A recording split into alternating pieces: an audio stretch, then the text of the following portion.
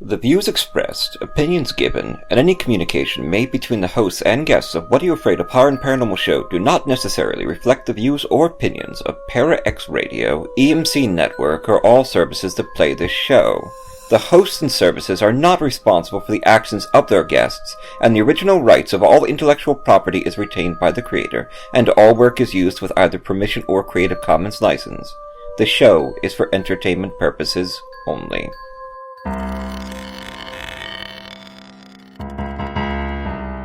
I'm horror author T. Fox Dunham.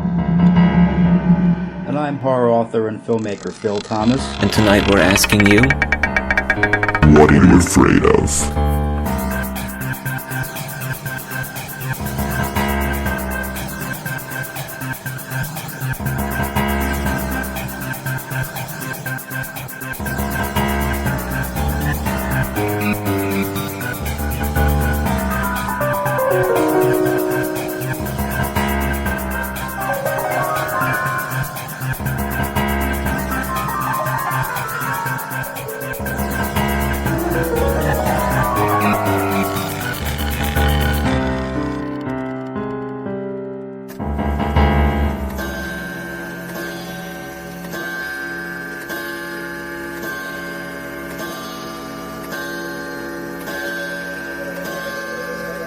Philadelphia's horror home with hosts T. Fox Dunham and Phil Thomas.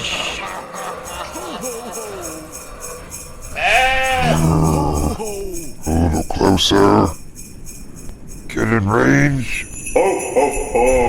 Fire!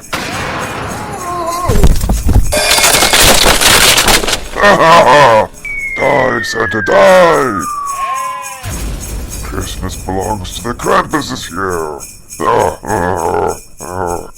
Episode 103. Yes, 100 thrice. 100 thrice, yeah. Poe's Revenge. Yeah. Where we don't really talk too much about Edgar Allen Poe, but it's a cool title. And my book's about Poe. Yeah, you're right, your book. Yeah, my first one. And what's that called again? The Poe Predicament. Okay. Yeah. Which will hopefully be out by Caliburn Press at some point. So anyway, how are you, Fox? I'm alright, I'm hanging in. Just coming down from Halloween still. Yeah. After all these days, it was quite a busy month. Yeah, it was. We had fun, though. It was a great month. And now the cold weather has found us. Yes, it has. Yeah. It's here. It was looking for us for a while. Yeah, it was. It was honing in on us. It couldn't find us. But now our little game of hide and seek, they won. Has come our little game of hide and seek has come to an end, Mosheri. Yes. Yes. And tomorrow they're talking snow and ice. Oh, I know. All day. I know. I plan to be cooking and baking all day. That's what I wish I was doing, because I have to drive like a half hour away to film a concert performance. Right. I just hope the roads aren't bad. Who's performing? Oh, it's a buddy of mine, Rick Denzian. Okay. Yeah, that's the name of his. Mm-hmm. He just goes by Rick Denzian. Him and his wife, they collaborate together, do performances. He's also a music producer, so yeah, it should be exciting. It sounds cool. It should be a fun. Yeah, he played the Amblin Music Fest a couple of years ago. Mm-hmm. Pretty big stage and everything, and I filmed that performance as well. But did you? Yeah, I did. Cool. Mm-hmm. Yeah. I mean, I know you were just talking about Halloween. Yes. I still have all my. Well, not all. I still have most of my Halloween decorations. It's still up. I still have them up. You're going to be changing them up for Christmas It's soon. for a reason, though. Okay. Now, the reason we're talking about Rick, too, is because, we shot a short film that we did last Friday. Yeah, you were saying. Yeah, we got through most of it. We still have more to do, but he did the audio for it. Okay. So he did the audio for that. I'm recording his, I'm going to be taping his performance. But now, the actual short film takes place the night before Halloween. Okay. So since we're not done the film, it has to match. Okay, so we shot at my house. Decorations are still up. Okay. I can't take them down until we finish, because it's still supposed to be the night before Halloween, so I have to keep them up until next Halloween. Until we finish. Yeah. Now, I did take them all down outside. Mm-hmm. Everything that was outside is gone. They're just up because all the outside shoots are done. Mm-hmm. So I don't need to have them out there anymore, because to be honest, it was starting to look ridiculous. Yeah. So got them out of there, but the inside of the house, no one will know really unless you come in. But they're still there. Yeah. Halloween, gotta love it. Yep. From October 1st to October 31st, they call you festive. After that, they call the police on you. That's right. He's like, why is there jack-o'-lantern still on the windows? Yeah. Why is there skeletons still on the porch? Yeah, there's someone dying there. Exactly. But it's a fun episode. We're kind of focusing on an author tonight, Amy Grech. She's wonderful. Fantastic author. Been writing for 20 years in crime and noir. She's a member of the Horror Writers Association. She's rather up there. I met her in New York when I went up to do a summertime reading thing James Chambers put together over there at the HWA. And we do a story from her called Poe'S Revenge, and I've got an interview with her. We have a ghost story from Mark Nesbitt, Mr. Ghosts of Gettysburg out there. Our wonderful Mark Nesbitt. We showed with him. Yeah, we did. That was a great show.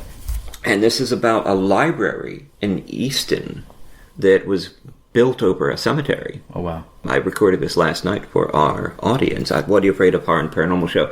And just so that our Para X audience know, this is the abridged version. If you're listening to Para X, we have excerpts from Amy tonight, but you can hear the full thing on our website at www.whatayouafraidofpodcast.com or from any of our major download services. Right. So head over to the website, www.whatayouafraidofpodcast.com, for the complete version, because you're just getting some excerpts tonight, because, we have a time limit. Anyway, this is Haunted Library on What Are You Afraid of? Horror and Paranormal Show. Number 12 on BeatSpot's Top 30 Horror Podcast. The Witching Hour. Haunted Library. From Haunted, Pennsylvania. Ghosts and Strange Phenomenon of the Keystone State. Researched and written by Mark Nesbitt and Patty A. Wilson. Used with permission of the author, Mark Nesbitt. Read by T. Fox Dunham. The Philadelphia area. We all love libraries. Unfortunately, they're vanishing, and with them, so are many ghost stories. Here's a fun one. The Haunted Library. Libraries have always been the places of refuge, where you can lose yourself among the written thoughts of some of the world's greatest minds and escape into another world. They are normally places of quiet solitude, and so it is with the public library in Easton, or at least, that's the way it should be, but for the nagging, repeated experiences of some of the patrons and staff. Imagine sitting at one of the library's desks, deeply engrossed in what you're reading. One of the staff has just quieted a group of students across the room and passes you with a smile. A few seconds later, you assume she returned, for someone touches your shoulder. You turn, thinking you'll see her standing behind you, but no one is there. Or your pleasant mood is shattered by a loud crash from some books that fell to the floor nearby. Startled, you look around for the culprit who threw the books off the shelves, but you prove to be alone on that floor of the library. Or you're poring over the volumes on one of the shelves, looking for just the right book for some light summer reading. Suddenly, unseen hands tussle your hair. You relate your experiences under your breath to one of the librarians and discover that they are not unusual at all, that actually, you're lucky more hasn't happened. She tells you about the time the filing cabinet drawers flew open all by themselves, and you wonder about the strange, sharp sound you heard when you were back in the stacks, when she tells you of the doors in the library that slam shut and swing open again, all of their own accord. Well, while you're in the library, you might decide to try to do a little research on the Easton Public Library itself. If you do, you may discover a few things that make you wish you hadn't started digging. You research with unveil that in 1903, during the excavation for the construction of the building, workers began to unearth something bizarre: bodies. And the more they kept digging, the more they found. 514 bodies in all. Most of the bodies were moved to other cemeteries. 30 went unclaimed. 2 of the bodies, because of their stature in life, were given prominent reburial sites. Elizabeth Bell, Mammy Morgan, was reinterred on the library's west lawn, and William Parsons in the front lawn. Since then, there have been reports of a figure, the mere shadow of a woman, moving with a strange, almost floating motion across the library grounds. It is said that this is Mammy Morgan's wraith, who drifts about the grounds at night, apparently unsettled about her exhumation and reburial under the west lawn. Even more chilling, the bodies of the unknown, as well as the numerous unattached body parts that were unearthed, were reburied en masse in a vault located under the library's northeast driveway, an area that the dead seem to want to reclaim, since the driveway's been settling into a depression ever since. From Haunted, Pennsylvania, by Mark Nesbitt, read with permission by the author. Mark Nesbitt is the author of Ghosts of Gettysburg, a multi-volume series that received the National Paranormal Award in 2004. Formerly a National Park Service Ranger and then Battlefield Guide, he has lived in Gettysburg since 1971. He has also written several Civil War history titles, including Through Blood and Fire, Saber and Scapegoat, and 35 Days to Gettysburg. Patty A. Wilson writes about the paranormal in the Pennsylvania folklore and is the author of Pennsylvania Ghost Guide, Where Dead Men Walk, and Booze and Brews. She lives with her family in central Pennsylvania, where she has pursued her writing for 30 years. Her articles have appeared in several publications, including Fate Magazine and Countryside. What are you afraid of? Hi, I'm Tim Wagner, Bram Stoker award-winning author. Hashtag Grave Girls. This is Katrina Weidman of Destination America's Paranormal Lockdown. This is Jim Chambers. I'm the author of The Engines of Sacrifice. This is Jasper Barr, award-winning author of The Final Cut. And you're listening to What Are You Afraid Of? What Are You Afraid Of? To What Are You Afraid Of? What are you afraid of? Love it. Fantoxic, please. Fantoxic.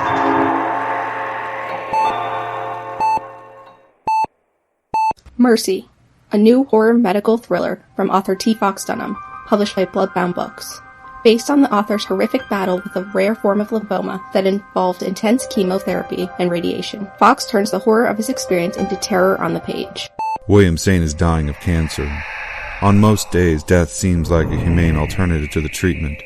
Stricken with fever, William is rushed to Mercy, notorious as a place to send the sickest of the poor and uninsured to be forgotten, and finds the hospital in even worse condition than his previous visit.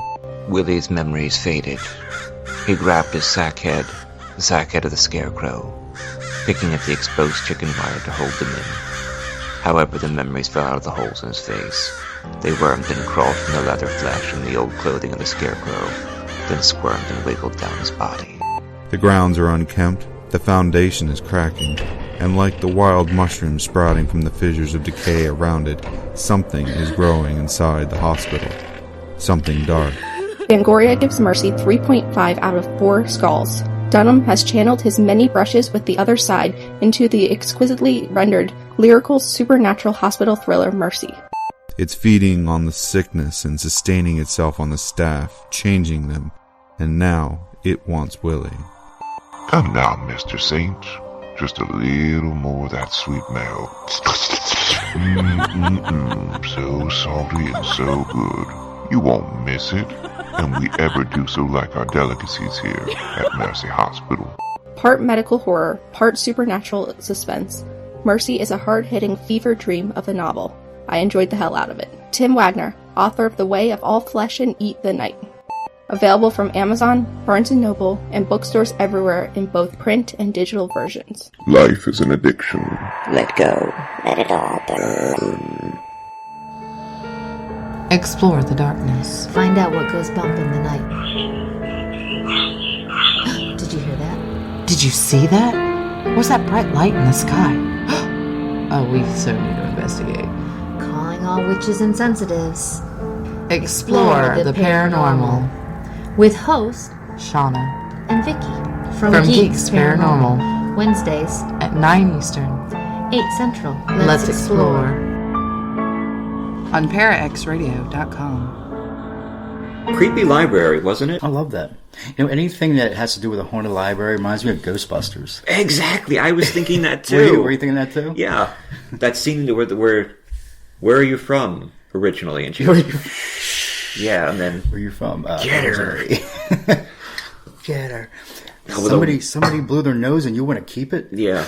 Egon. Yeah. You watch that movie when you're 3, and when you're done, you want to be a ghost hunter. I know, right? That's what did it. That's what did it for all of us. Oh, yeah. And then you watch Back to the Future, and you want to be a time traveler. Yeah. Oh, no. Yeah, that's great movies. Yeah, well, they are. They don't make them like that No, anymore. they don't. No, I was thinking about that and having a discussion the other day. I mean, there's still good movies that come out, but there was something about that time period that made them really special. Yeah. Maybe a little more special for our demographic, but yeah. I think everyone can appreciate them definitely. for the quality that they are. I showed Back to the Future to my wife. I showed the trilogy to my wife, and she liked the third one the best. The third one? The Western? The Western. Really? She said it actually had story. We got to see Doc's character fall in love. She liked all that. And she felt that the time traveling and the science fiction stuff got in the way. Wow. So that's my wife. Okay. Allison's her own person. Right. You know, she's original. That was a wonderful ghost story. Really creepy. Oh, yeah. I love the idea that there are still bodies in a crypt over there. Okay. And we have all these cemeteries that we've lost documentation to. And of course, I was researching this in Philly. The families of the people buried there eventually die off or move away. Right. Time passes. The land falls into disrepair. the original owners either die, and who wants to own a cemetery, especially one that's no longer taking bodies? Absolutely. Because there's no longer any money to be made. And a lot of the older cemeteries, like with crypts, they would just wait until you decomposed and then pushed your bones back and made room. Right. Or they would bury you on top of other people. So then the state gets this land, documentation is lost, and then they build stuff on it. Something to look forward to, right? When we all, we all die, we just get disregarded. And then someone puts in a pool, and then a tree tries to eat you. And then that pool, is occupied by like hundreds of skeletons. Coffins coming up, coffins and skeletons popping out. And speaking of 80s movies that were Poltergeist, everybody. Yeah. Did you know those were real skeletons? Were they really? Yes, they were. Holy crap! How did that happen? How were they able to do that? They got them from medical labs and things like that. They wanted them to look. They didn't want fake skeletons. They wanted real ones. Those look real too. They are. They're real decomposed bodies. No idea. No wonder they look so creepy. That's the penultimate scene when he's in the pool and the bodies start coming up, and you're like, "Oh wow, that is so creepy." Those were real dead people's skeletons. I did not know that. Real remains. Yep. Stuff we're teaching everybody on. What Are You Afraid of? Paranormal Show, episode 103, Poe's Revenge, on Para X Radio, Fridays nights at 9 p.m. And also find us on all major podcast services. And head over to the website. We've been putting up articles. We've been getting content, lots of interviews over there at www.whatareyoufraidofpodcast.com. It's not just for shows anymore. You can go over there and check out articles and interviews with authors and pictures and all sorts of links and stuff. Right. You've got to put up content if you want clicks. Next time you watch it, the newfound knowledge you have, pay attention to that scene, knowing that those are real, and it'll give you a whole different dynamic to your viewing experience.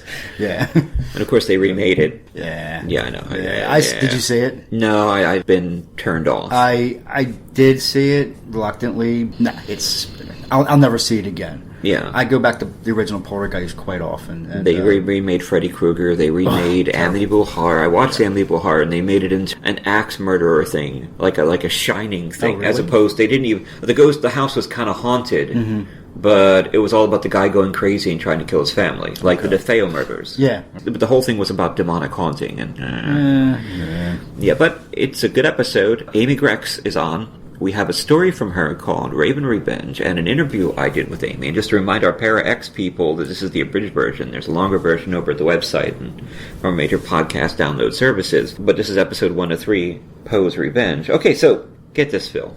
There's a woman in Britain. She was engaged several years ago. Her name was Amethyst Realm.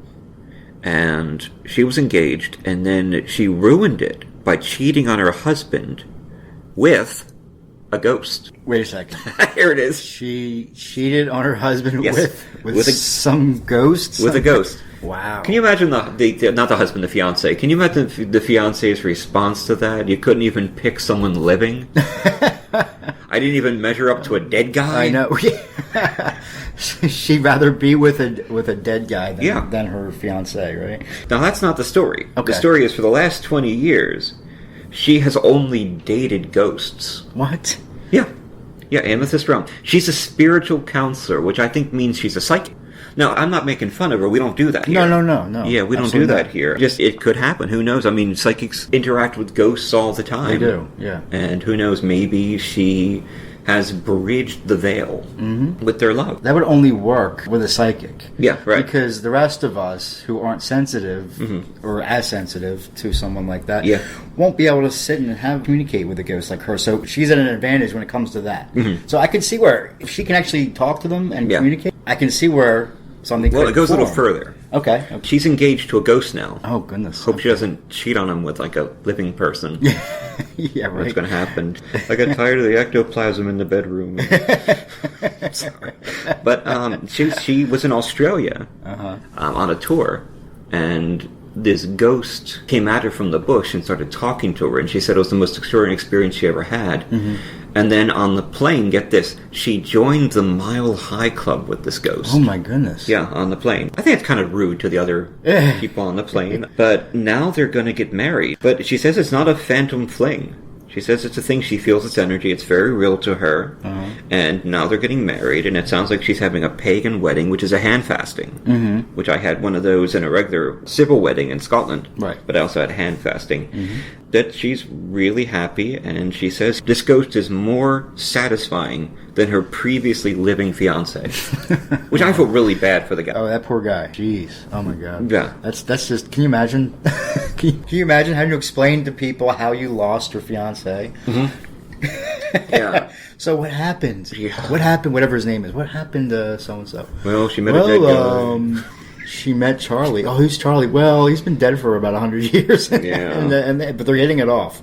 But he used to be Prime Minister of Great Britain under Queen Victoria. I can't compete with that. No living man could. Right, exactly. Well, I mean, think about it. They don't have to deal with insurance. They don't have to deal with food expenses. Right, they don't eat, right? No, I don't. I hope not. Maybe it eats energy. Right. Yeah. More power to them. Congratulations. And I'm being serious. Congratulations. Yeah, congratulations. She seems happy. If you're happy, then do whatever works. Yeah. No, I agree. If you're happy, go with it. That is a fascinating story. So I saw that pop up. You said she only dated ghosts exclusively for the last 20 years, right? Yeah. It's not one ghost, right? It's she dated like multiple ones. Apparently she's dated relationships 10. Have ended, right? Yeah. I didn't know ghosts dated. Apparently they do. What freaks me out, though, she's only 30 years old. Oh, wow. What? Yeah. Wait, how is that possible? Maybe another life? Oh, yeah. Maybe. Yeah. I don't know. Yeah. Maybe she's been seeing ghosts since she was 10. Yeah, that's the only thing I can think of. She's 30. Oh, well. Yeah. I don't know. Well, congratulations. Congratulations either way. Yeah, she's a spiritual counselor. She sounds pretty neat, actually. So we've got an interview with Amy Grech that I did, and a story from her. This is called Poe'S Revenge, and this is our interview with Amy Grech. We'll do the interview, and then we'll play the story, and then we'll come back to kiss everyone goodnight. Yeah. On What Are You Afraid Of? Horror and Paranormal Show on Parax Radio on Friday nights at 9 p.m. Eastern Standard Time, and on all major podcast download services.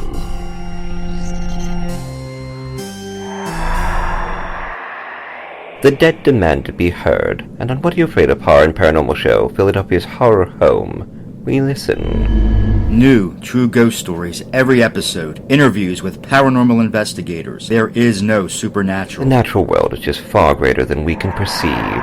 More information and expanded content at www.whatareyoufraidofpodcast.com. And follow us on Twitter at PFWhatAfraidOf. Find us on all major podcast services including iTunes, Google Play, and Spotify, iHeartRadio, or listen to us Fridays at 9 p.m. on the Parax Radio Network. I'm horror author T. Fox Dunham. I'm horror author and filmmaker Phil Thomas. So what are you afraid of? If you like what you hear, leave us a review on your preferred podcast service. What Are You Afraid Of? Horror and paranormal shows. Speak to the dead. Para X. 35 miles east of Venus, or quite possibly closer, like along the Balcones fault line in South Texas, or maybe even the Eagle Ford Triangle. It's the Basement Files with Jenna Valadez. In the future, roving bands of comic book podcasts will savage the wasteland, once known as the Internet. One podcast, the Grolix Podcast, may not be the biggest, may not be the funniest, may not be the most well-spoken. Wait, what was my point again? Oh yes, the Grolix Podcast. Listen to it at grolixpodcast.com. That's GRAWLIX podcast.com. This is T. Fox Dunham at What Are You Afraid Of? Horror and Paranormal Show. We are moving into the winter. It's still fall now, but it's getting chilly out there. It's time for jeans and long pants and warm fires and hot apple cider. And we are profiling authors all winter long on What Are You Afraid Of? Horror and Paranormal Show. We got some wonderful noir stuff coming in, some wonderful horror stuff coming in. We'll be talking to Paul Brazil, Tom Pitts, and tonight on the show we have Amy Grech, who is a member of the Horror Writers Association. She's well published. We're so glad to have her on. She's sold over 100 stories to various anthologies and magazines, including New York State of Fright, Apex Magazine, Beat to Pulp, Hardboiled, Dead Harvest. New Pulp Press published her book of noir stories, Rage and Redemption in Alphabet City. She is an active member of the Horror Writers Association and the International Thriller Writers who live in Brooklyn. Visit her website at www.crimsonscreams.com and follow Amy at her Twitter address at twitter.com/AmyGrech. And you can find information about those links at our website at www.whatareyoufraidofpodcast.com. How are you this evening, Amy? I'm doing well, Fox. Thanks for having me. It's a pleasure to be here. I'm hanging in there. I worked the election the other day, little side gig, and in New York City it was a little chaotic, that's all I'll say. Who are you and where do you come from? Well, I grew up on Long Island. Who am I? That's a very interesting question. I'm a multitude of things. I'm a horror and noir author, of course. I'm also a full-time freelance digital content strategist. So basically, really briefly, what that means is I update clients' websites, mainly in WordPress, and I also manage their social media, Facebook, Instagram, Twitter, LinkedIn, etc. So no 2 days are alike. I like to be constantly in motion. I like variety in everything, whether it's getting together with friends, the food I eat. I don't like to do, the same thing twice, one day to the next if I can avoid it. Variety, as to coin a phrase, is the spice of life. It's great to be able to wake up every day and not know what's coming at you. Mm-hmm.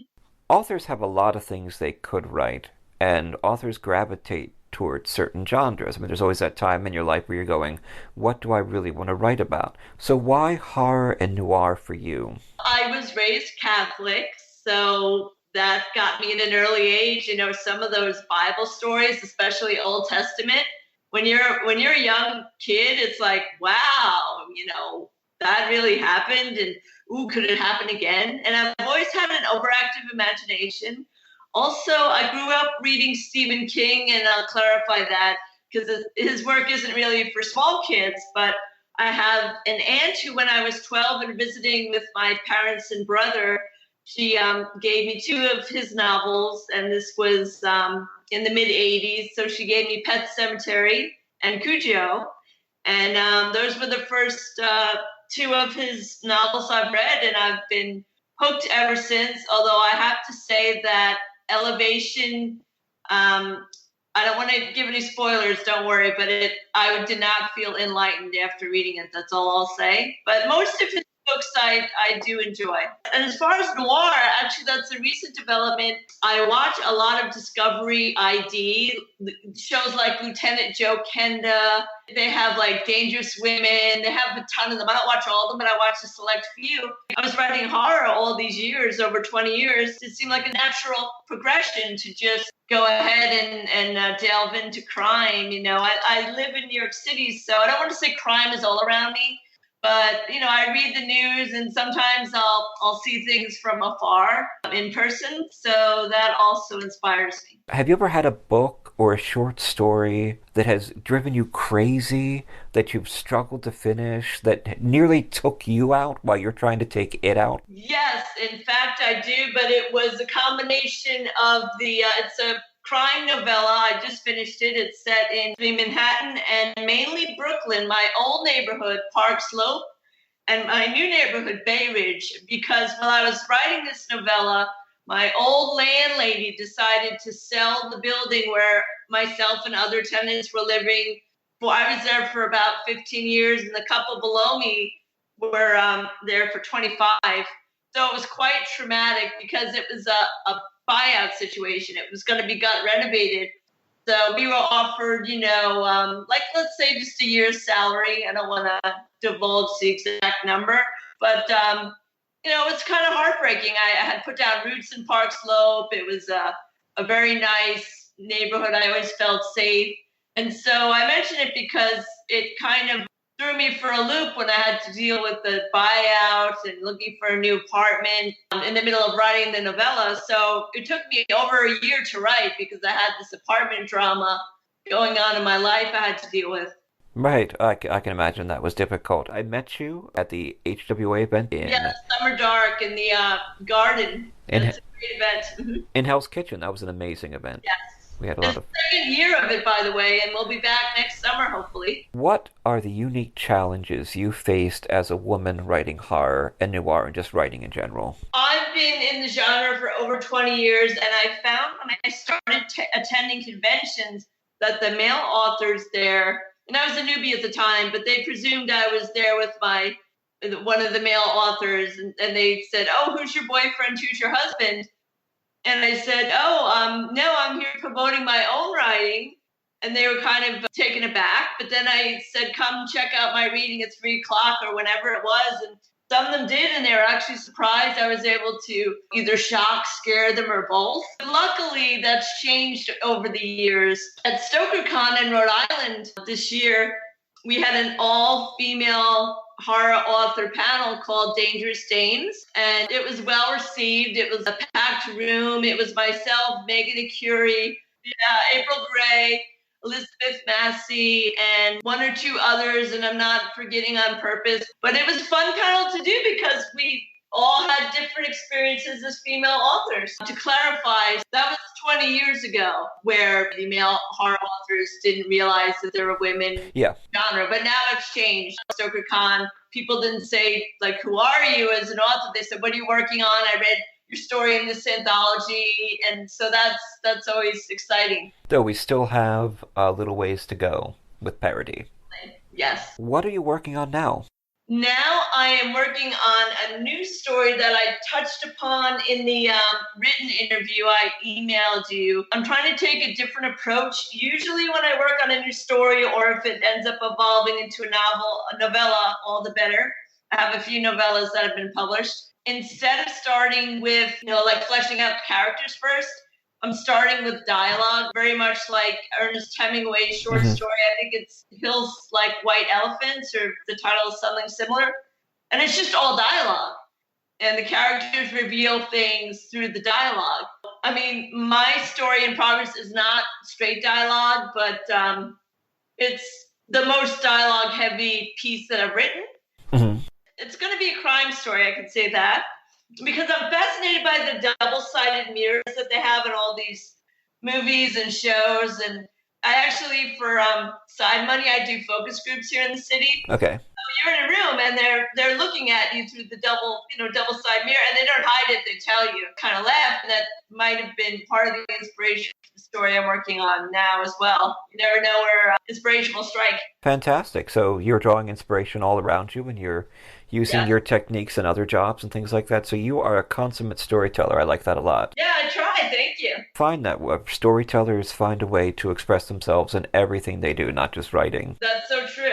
I do that with my cooking. Alison always says I don't just bake something, I do a project. That's awesome. I'm not much of a cook myself, so hats off to you, Fox. Well, I do enjoy it. So, tell us a bit about this wonderful project we've been talking about all summer and now in the autumn, A New York State of Fright.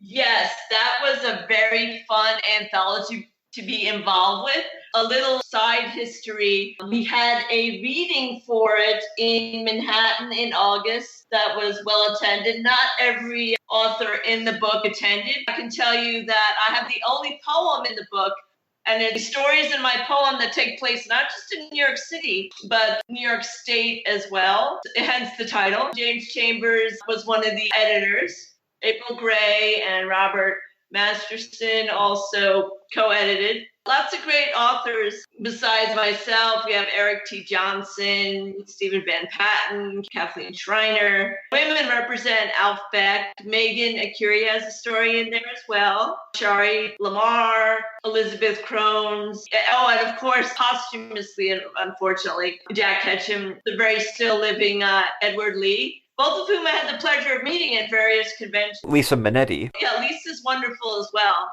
I've known her for a couple of years, and she really does clever stories. We really enjoyed the box jumper. We had her on the show last year. Yeah, that's a great one. Absolutely. Let me just describe the book a little bit. It's Enter the Shadows of New York's Dark Secrets and Haunted Past. From a city and state that have witnessed all manner of menace, from serial killers and corrupt political machines, to natural disasters and terrorist attacks, come 24 visions of dread from New York horror authors, all to benefit the next generation of New York writers.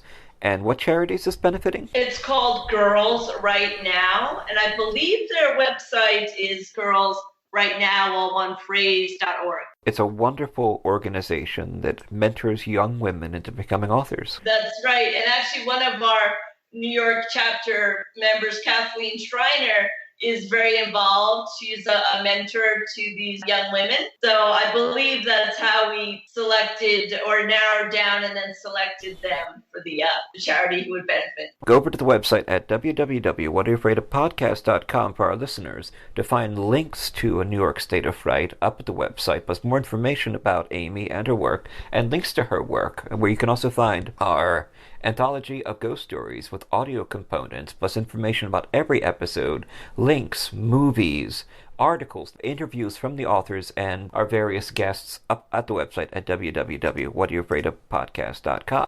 Can you give us a hint about some of your future plans? I sometimes don't know what's coming at me as a freelancer. Some days I have 20 clients. Some days they all want something. So I try to approach my writing very much the same way. Sometimes I get short story ideas when I'm walking around or riding the subway to a meeting or meeting friends or riding home.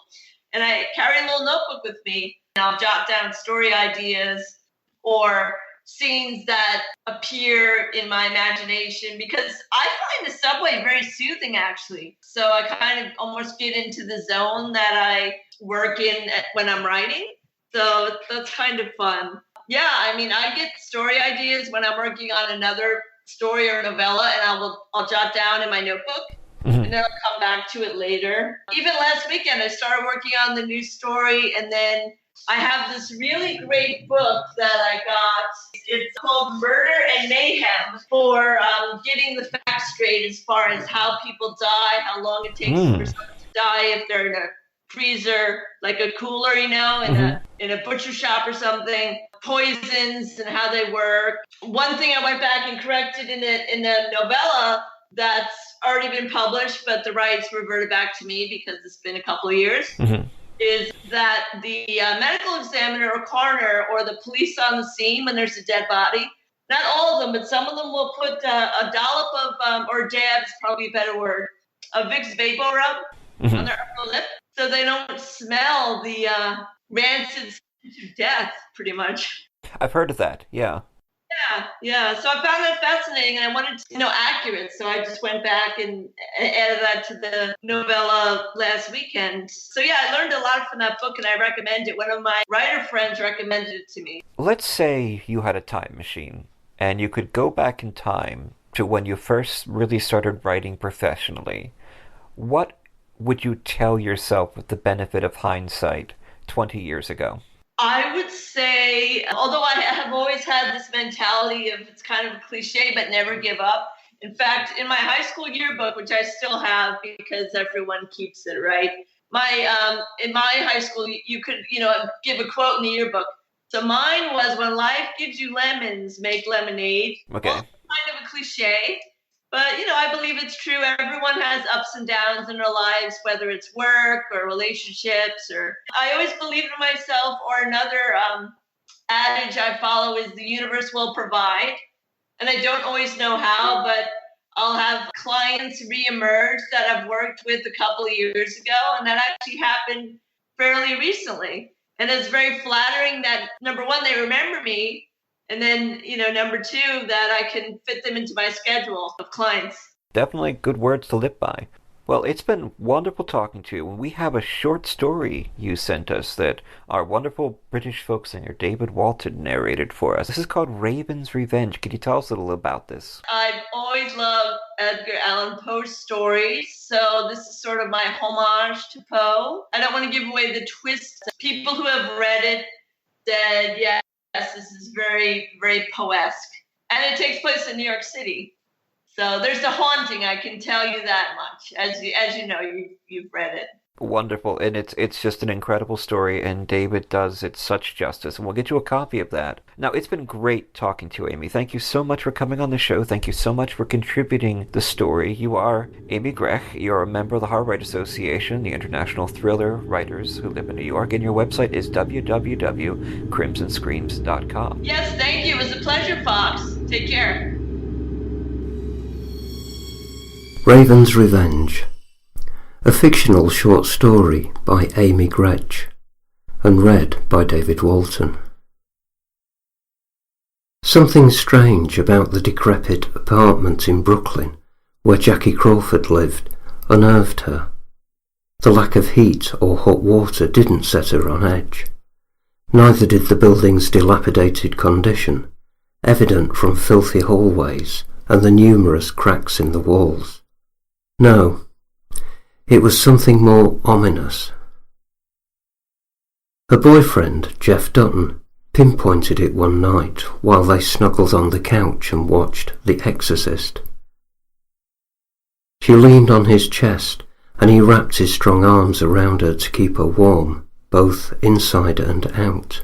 When the movie ended, they heard a loud click that caused Jackie to flinch and set Jeff on edge. What was that noise? Cringing, Jackie clung to Jeff. Beats me, he shrugged. Maybe your creepy neighbour Al snuck in while we were watching the movie to poke around your lingerie drawer. Jeff snickered. He looks like a pervert to me. Jackie punched his arm, a playful love tap. That's not funny. He stopped laughing. Lighten up. She curled up on the couch, too scared to budge. Something's wrong. Go see what it is. Sure thing. Jeff got up to look around, straining to see in the dark. He flicked the light switch and searched for intruders. There was no one in the living room besides Jackie. For that he was grateful. Cautiously, he made his way into the bedroom with Jackie following close behind and turned on the light. They found the room unoccupied, but the window was open halfway, despite the chill. Why did you open the window? He asked, teeth chattering as he shut it. She frowned. I didn't. I thought you did. Nope, I didn't touch it. Jeff shook his head. I probably opened it last night to get some fresh air and forgot to close it. Jackie bit her lip, unable to remember touching the window. Why would you do that? It's a bit nippy out this time of year. He folded his arms and rubbed them to keep warm. She scratched her head. Why don't you go back into the living room while I whip up some hot chocolate? Sounds good to me. Jeff made himself comfortable on the couch while Jackie puttered around in the kitchen. 5 minutes later, she appeared holding 2 mugs of hot chocolate and set them down on the cluttered coffee table crammed full of books about ghosts and a collection of Poe's short stories. This is guaranteed to warm you up. Jackie smiled and handed a mug to Jeff. Not like you do. He kissed her deeply, making her blush. She took a sip of her hot chocolate. Jeff hoisted his mug and took a long drink. Halloween's right around the corner. Should I be scared? Jackie rested her head on his shoulder. Yeah, I think you've got ghosts. He leered at her. She laughed. What gives you that idea? You've got a window that opened all by itself, and seeing as how you don't remember doing it, what else could it be? Jeff set his empty mug in his lap. Jackie finished her hot chocolate and went into the kitchen. I don't know. That noise we heard could have been anything. Like what? He followed her. Her eyes lit up. A stray cat knocking over a garbage pail. It sounded much worse than that, didn't it? Jeff put his mug in the sink. She nodded. Let's go see if Cy is home. Maybe he can get to the bottom of this. Who's Cy? He leaned against the wall. Jackie gave him a dirty look. The super, remember? Jeff opened his mouth to speak, but Jackie cut him off before he could get a word in edgewise. If we know why the spirit is unhappy, we can hold a séance to help undo the wrong, and hopefully put an end to these strange happenings. She bit her lip. What's with all this spirit mumbo-jumbo? I didn't know you were into that. Jeff frowned. You don't believe in ghosts, do you? Jackie grabbed her keys off the kitchen table. Not unless I can see them, you know, like Casper the Friendly Ghost. He wiggled his fingers in the air for effect. There are no friendly ghosts. Besides, Casper the Friendly Ghost is a cartoon character. She pointed to numerous books about the subject scattered on the coffee table. He slammed the door shut and followed her to the super's apartment on the first floor. How would you know? Jeff frowned. I just do. She gave him a dirty look. You wouldn't understand. He shrugged. They walked down 3 flights of sagging stairs to Cy's apartment.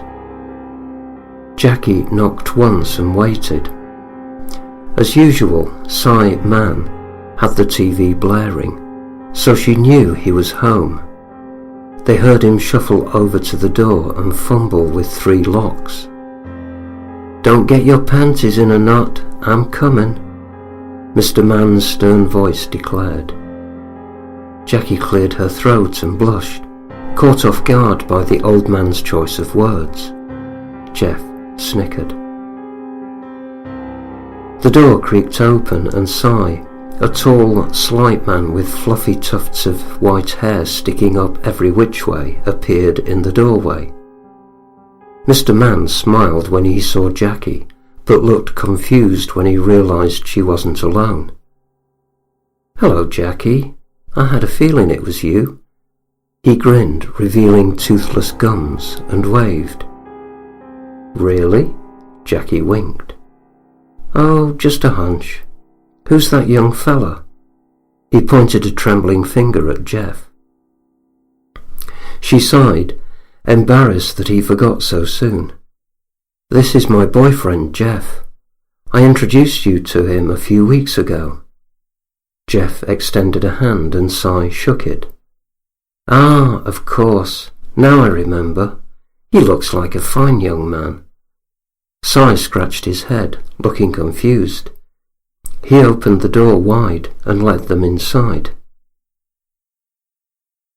Jackie and Jeff stepped carefully to avoid slipping on the worn linoleum and old newspapers with yellow stains strewn about. You're wondering why my hands shake, aren't you, boy? I saw you staring. Mr. Mann glared at Jeff. He nodded slowly, dreaded the answer. My nerves are shot, but you don't want to hear about that. It's an awful story for another time. Cy shook his head. Jeff admired his own strong, steady hands. Fair enough. Mr. Mann petted the ancient orange tabby with roomy green eyes sprawled out next to him on the unmade bed. He sat on the edge and motioned for Jackie and Jeff to take a seat. They sat on the rickety wooden chairs that faced the bed and creaked under their weight. What can I do for you? He scratched Tiger's chin. Jackie leaned forward so Mr. Mann could hear her clearly. Do you remember why the last tenant who lived in my apartment moved? What? Cy frowned, eyeing Jeff suspiciously. Tiger purred, too content to realize the conversation did not match his mood. Jeff sighed. The tenant who lived in the apartment before Jackie moved in, what happened to him? Did he commit suicide, or did he die of natural causes? The guy who used to live in Jackie's apartment? Let's see. His eyes lit up full of recognition. Oh, sure, I remember. Marty Leary, odd fellow. Always came and went at weird hours, usually in the dead of night. Never did figure out what he did for a living. I just know the rent was always paid on time. That's all the landlord really cared about. He scratched his head. Why do you want to know how he died? Strange things have been happening in my apartment lately. Jackie sat forward and bit her lip. Si rubbed his pointy chin. Like what? Jeff folded his arms. Yeah, strange noises and windows opening by themselves. Sounds like you've got a spook. Maybe even a couple of them. Mr. Mann chuckled. I think knowing how the last tenant died might help solve the problem. Jackie took Jeff's hand in hers and squeezed. Si studied Jackie. Let's see. Give me a minute. He'd been dead for a couple of weeks last summer when the tenants complained about the terrible stench coming from the place. Smelled just like rotten meat, they said. So I dug up the spare key I had for 4D and went to investigate. I found poor Marty in bed, rotting. His blue eyes glazed over and wide with fright, the covers pulled up to his chin, and his rigid fingers curled up into claws. Mr. Mann pulled a cat treat out of his shirt pocket and fed it to Tiger. The coroner removed the body late at night, so the chances of someone seeing were less likely. According to the autopsy, a heart attack did him in, but from the look on his face, I'd say he was scared to death by someone he didn't expect to see, and that's what killed him. Deep in thought, Jeff shuddered. So much for your theory, Jackie. He glared at her. What theory would that be? Si shifted his weight on the bed. She lowered her head, feeling dejected. I told Jeff if we contacted the spirit of the deceased, we could find out what made it unhappy. We could correct the problem so the strange occurrences would stop and the spirit could find peace. How long have these strange occurrences been going on? Si frowned. Tiger made himself comfortable on Mr. Mann's lap and settled down for a nap. Jackie crossed her legs. Over a month now. I see. Is it unusually cold in your apartment? Yeah. Why? Jeff folded his arms. I think the radiator's busted. Si's green eyes twinkled. No, it isn't the radiator.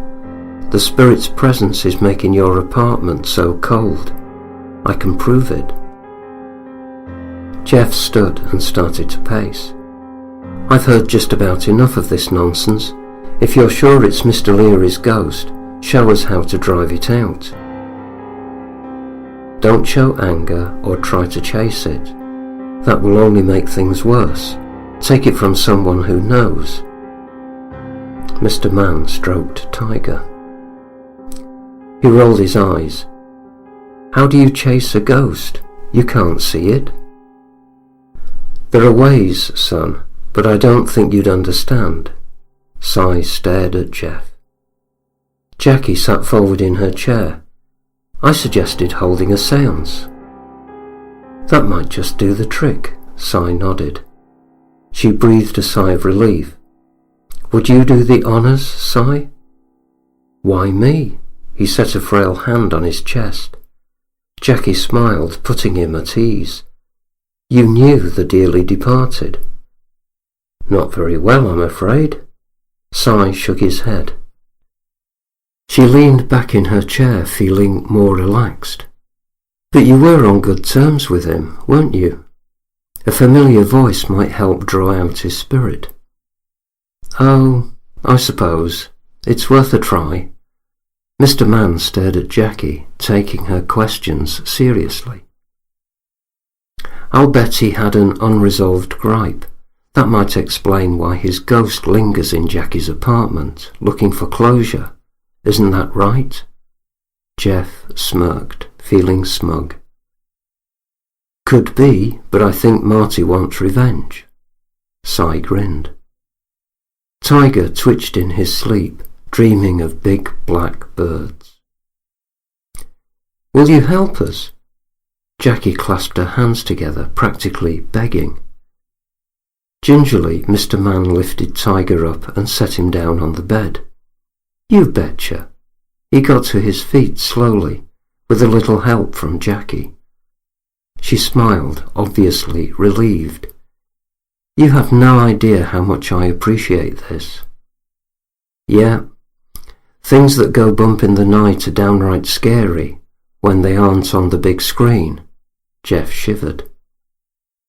She led them back to her apartment. On the way out, Mr. Mann grabbed a white pillar candle and a book of matches.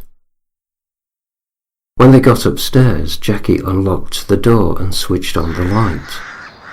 "Jeff, go check, see if the heat is on while Mr. Mann prepares the kitchen table." "No problem." When he walked over to the radiator under the open window and cautiously reached out to touch it, hot metal scalded his hand. Jeff screamed, ran into the kitchen and grabbed some ice cubes from the freezer to soothe his throbbing fingers. Cy winked. "I told you the heater wasn't broken. Now do you believe me?" "I do now." Jeff licked his swollen fingers. Jackie rushed him over to the sink and ran cold water over the burn. "Oh my God, Jeff, are you all right?" "No, my hand is killing me." He pressed a cold, damp cloth over his swollen hand. Mr. Mann placed a plate under the candle and lit it in the middle of the kitchen table and shut off the light, bathing them in its eerie glow. "Both of you sit down. It's time." Jackie and Jeff reluctantly followed. "Now, take my hands, bow your heads and be quiet." He took a deep breath before he began. They each took a wrinkled, liver-spotted hand, focused on the candle's flickering flame and waited. "Marty, if you're here, give us a sign. This is Cy Mann, the superintendent of the building you died in. I need to ask you a very important question." He cased the room. A minute later, all the books in the bookcase near the kitchen came tumbling down. Jeff cringed. Maybe this wasn't such a good idea after all. "It's too late to stop now." Cy winked. Startled, Jackie tried to bolt from the table, but Jeff held her down. The dictionary landed at Cy's feet. He leaned over for a closer look. Coincidentally, it opened to the M's. A minute later, a raven flew into the room and landed between the pages. Its beady black eyes twinkled knowingly. Mr. Mann addressed the bird. "Marty, tell us how you died." In answer, the raven rested its beak on the word murder for a moment and pecked a hole in the page. "Do you know who killed you?" "Caw twice for yes, once for no." They all looked on in awe as the raven cocked its head to one side as if to ponder the question for a moment before cawing twice. Cy smiled expectantly. Jackie and Jeff gawked at the raven, unable to believe their luck.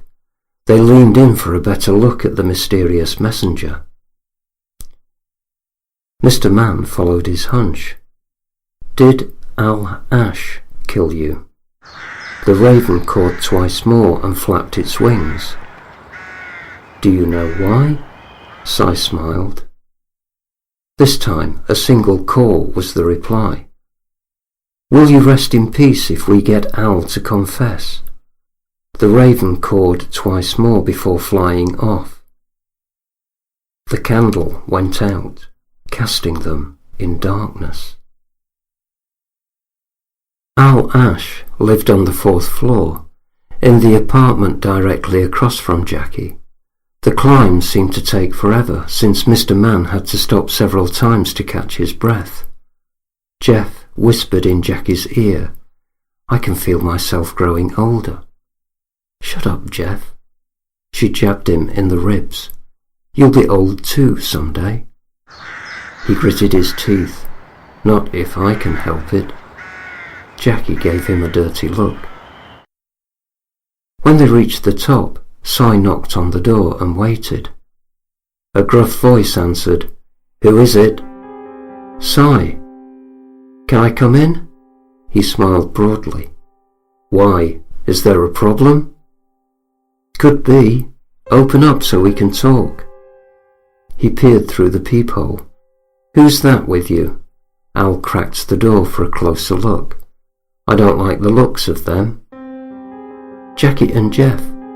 She lives in Marty Leary's old apartment. Jeff's her boyfriend." "What do they want? They aren't cops, are they?" Al ogled his uninvited guests. Cy shook his head. "They just want to ask you some questions about Marty's death. Some strange things have been happening in the apartment lately, and they're trying to find out why." "So, is that my fault?" He laid a hand on his chest. "Maybe." Mr. Mann wedged his foot in the door jamb before Al could slam it shut. "Maybe not. It depends." Reluctantly, Al undid 2 locks and opened the door. He stepped aside and they went in. Unlike Cy's place, this apartment was immaculate. Not a speck of dust anywhere. Copies of the New York Times and the rifle rack were stacked on the antique coffee table in date order, and from the glimpse they caught of the bedroom, they noticed a bedspread pulled so taut you could bounce a quarter off it. Cy sat between Jackie and Jeff on the couch. Al made himself comfortable in his worn recliner and stretched his long legs. Mr. Mann clasped his hands together so tightly his knuckles turned white. "Al, why did you kill Marty?" Al laced his fingers and rested them in back of his head. "Why should I tell you?" Cy pointed an accusing finger at Al. "If you confess, I promise you'll be much happier. I don't think you know how miserable all this guilt has made you.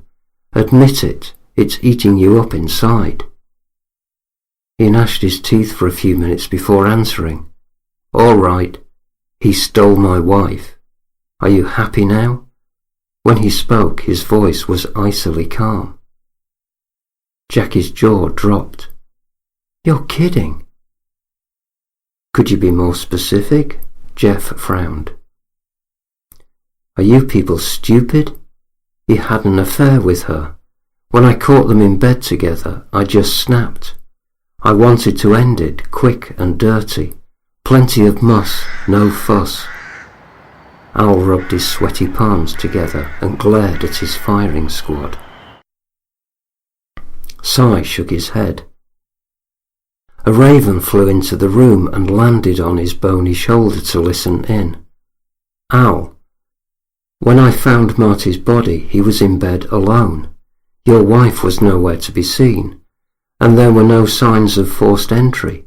How do you explain that?"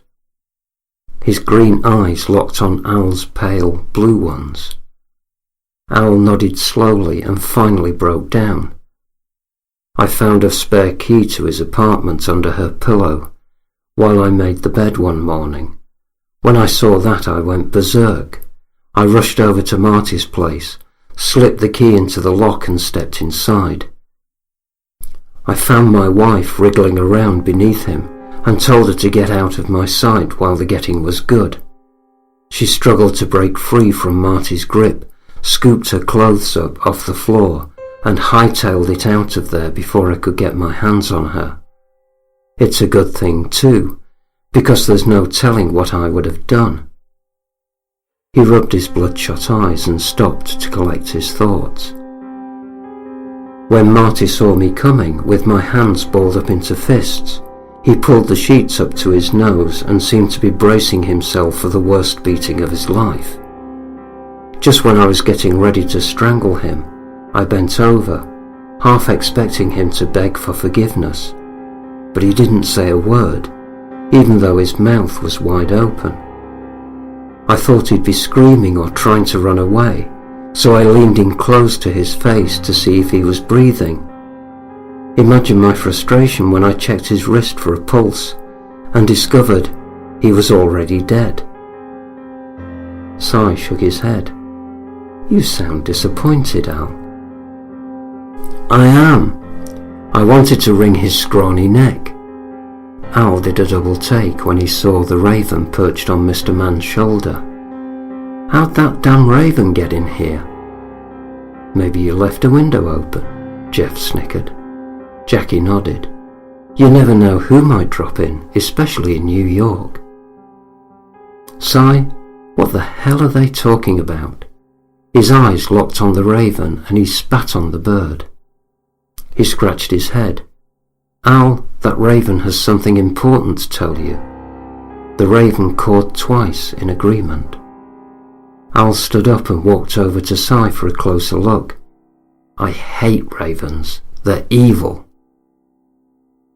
That's Marty Leary's ghost, Al. His spirit has been lingering in my apartment ever since the day you scared the life out of him. He's got a score to settle with you. Jackie stared at Al, eyes full of contempt. Give me a break. That's no ghost. It's just a damn bird. He reached out to grab the raven and missed. Prove that's Marty's ghost. In response, the raven swooped down and let something shiny slip from its sharp talons. The object landed on Al's lap with a distinct click. He picked it up and stared. It was a key with apartment 4D written on a scrap of paper, taped to the top. That's pretty wild, Jeff grinned. Jackie patted Mr. Mann on the back. Nice work. Boy, that Marty sure is clever. I have a feeling he's just getting warmed up. Si's eyes twinkled. Al let the key dangle between slender fingers. 4D. Isn't that where Marty lived? Mr. Mann clapped his hands softly. Congratulations. You won the grand prize. What am I supposed to do with this damn key? Al waved it in the air. Jackie shook her head. You'd better think fast. The raven is headed straight for you. Turn around or you'll miss it. Jeff pointed to the black bird. Al shifted his gaze at the exact moment the raven made a beeline for his face. He swatted blindly when the raven plucked his eyes out swiftly and devoured them. Still clutching the key, overturning the coffee table while crimson tears flowed freely from the new holes in his dense head, Al shrieked and stumbled, scattering the neat piles of magazines and newspapers everywhere. Si smiled, happy to see a wrong righted at last. Jackie screamed and buried her face in her hands, shocked by the raven's gruesome act. Unable to tear his eyes away, Jeff looked on, lost in morbid fascination. Al's massive hands continued to grab and swipe, missing the crafty raven by a mile. It landed on his broad shoulders and pecked his meaty neck with its pointy beak, going for the jugular. He howled as his hand found his attacker, seizing the raven in a death grip and squeezing until all the life flowed out of the brave black bird. Bruised and battered. Nevermore. Amy Grech has sold over 100 stories to various anthologies and magazines, including A New York State of Fright, Apex Magazine, Beat to a Pulp, Hard Boiled, Dead Harvest, Dead Man's Tome, Campfire Tales Book 2, Expiration Date, Frightmare, Needle Magazine, Real American Horror, Shrieks and Shivers from the Horror Zine, Space and Time Magazine, Tales from the Lake Volume 3, and many others. New Pulp Press published her book of noir stories, Rage and Redemption, in Alphabet City. She is an active member of the Horror Writers Association and the International Thriller Writers who lives in Brooklyn. visit her website, https://www.crimsonscreams.com/. Follow Amy on Twitter, https://twitter.com/Amy_Grech. Well, here we are again. I thought that perhaps the nightmare was over, but no. I am summoned once again and can only obey. I am in thrall of Fox and unable to resist his powers, his hypnotic powers, masquerading as charm and friendship, his transatlantic, perhaps global powers. And so, every Sunday morning I sit in front of a microphone and read. Every Sunday afternoon I edit the audio file I have been commanded to create. Every Sunday evening I press send on an email to Philadelphia with an MP3 attached and tremble as I await the verdict of my master. I changed my name from David Walton to Brendan Shawland and created music which I liberally sprinkled throughout the internet in websites including SoundCloud and Bandcamp in a pathetic attempt to throw him off the scent. Those hopeless breadcrumbs are still available if you care to listen, so that you will know what not to do when your time comes. That's right, it didn't work. He tracked me down, and I am once again his creature. If you are listening to this, you are in grave danger, and I can only urge you to flee. Flee! Before it is too late, before you find that you too are a voice actor on whatayouafraidof.com. Amy's a neat lady. Absolutely. Yeah, she's neat. And I've been trying to get her stuff on for a while. We just had the Halloween crash. I thought it was a good ghost story for November because things are getting cold. The mud is freezing. I know. We drive through ice tomorrow to get to the concert. I'm going to have to see what goes on with that. I don't... Yeah, it looks like it's going to get kind of dangerous tomorrow, especially at rush hour. But so you've been writing, you've finished your book. It's practically done, the first draft. Worst afterlife ever. Worst afterlife ever. Worst, I know. Worst afterlife ever. Comic book guy. Right, comic book guy, yeah. Yeah. I can't always, every time I hear that, I'm sorry. Right? I am in a crime anthology that I'm very proud of. Okay. And I looked at some of the names on this thing. And I can't really release the TOC, the table of contents, yet. But a friend of mine asked me to come into it, and I had no time in October to write this story. I was going crazy. So I was quickly writing it up at like 9 o'clock at night to 11. And I had this complex plot in my head. Okay. And I was starting to write it, and then I realized to write this plot I would need 6 months.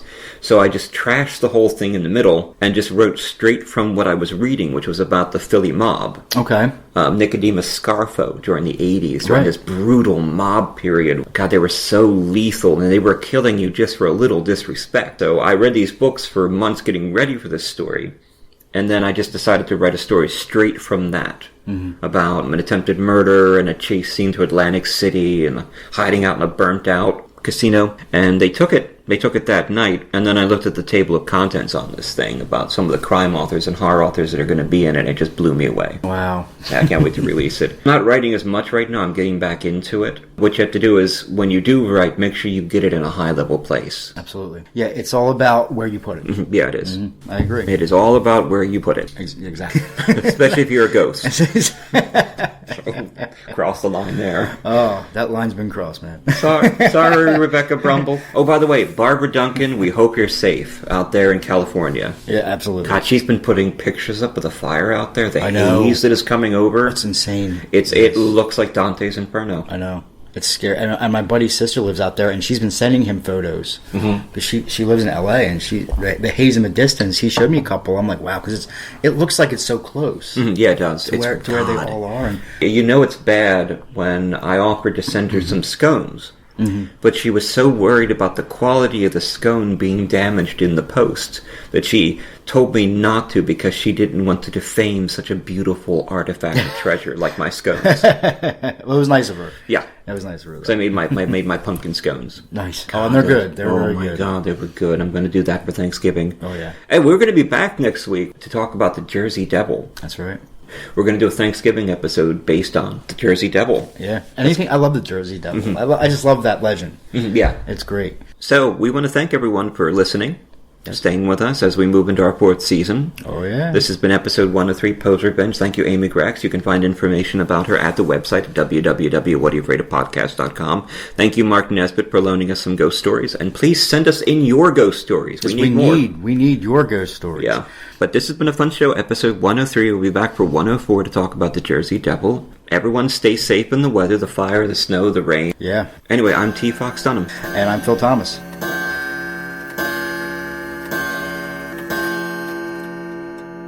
You never know where inspiration will strike.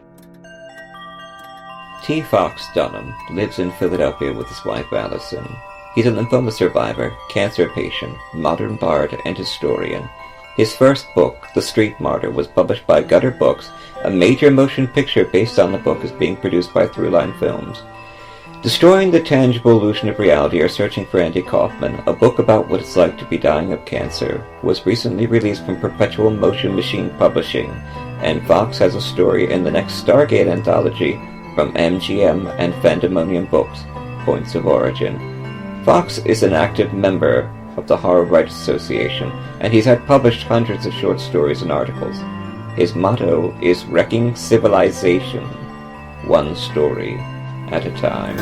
Phil Thomas is an author and screenwriter from the suburbs of Philadelphia. His screenplays have been produced into feature films False Face and Always from Darkness, and are available in major retailers such as Best Buy and Target, as well as availability on Netflix and Amazon On Demand. His short films can be viewed on his YouTube channel, Film Zero Presents. He is a member of the International Association of Professional Writers and Editors, and he currently writes for Cultured Vultures, Game Skinny, and BloodyDisgusting.com. His first novel, The Poe Predicament, is being published in 2018 by Caliburn Press.